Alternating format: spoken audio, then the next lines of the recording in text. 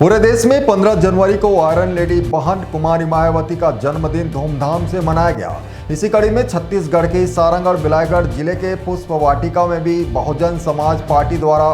बहन मायावती की 70वीं जयंती मनाया गया। इस कार्यक्रम में पार्टी के कई बड़े नेता और हजारों की संख्या में कार्यकर्ता शामिल हुए।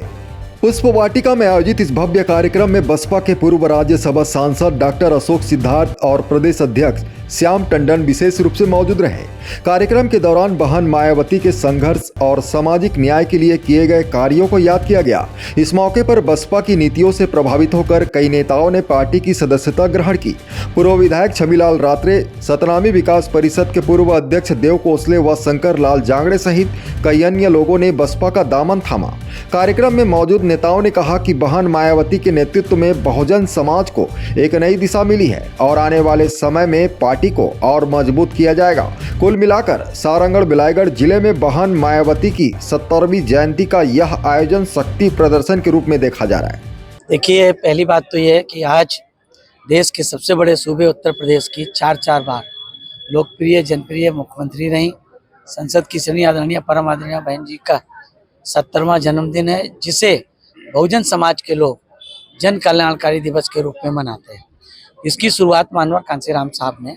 अपने जीते जी इसको शुरू किया था और आज बहुजन समाज पूरे हर्षोल्लास के साथ मनाने का काम करता है। इस जन्म दिवस के अवसर पर, इस जन कल्याणकारी दिवस के अवसर पर आदरणीय बहन जी ने अपनी प्रेस के माध्यम से जो ब्लू बुक को लिखती हैं हर साल,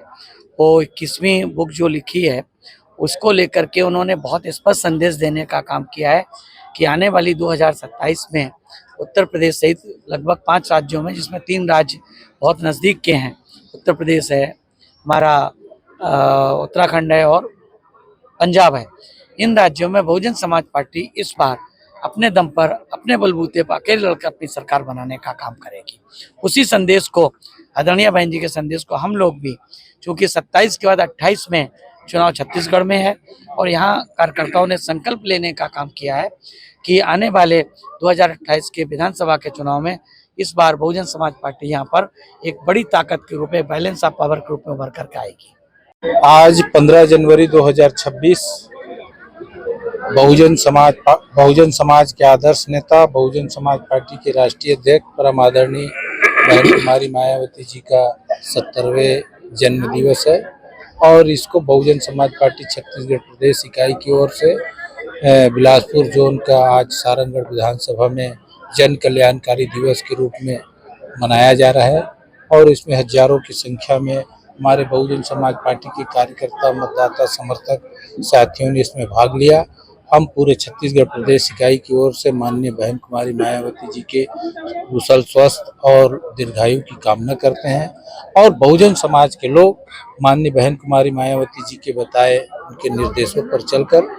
वो आने वाले समय में देश में बहुजन समाज पार्टी की सरकार बनाने के लिए बहुजन समाज पार्टी के पोलिंग बूथ स्तर तक का संगठन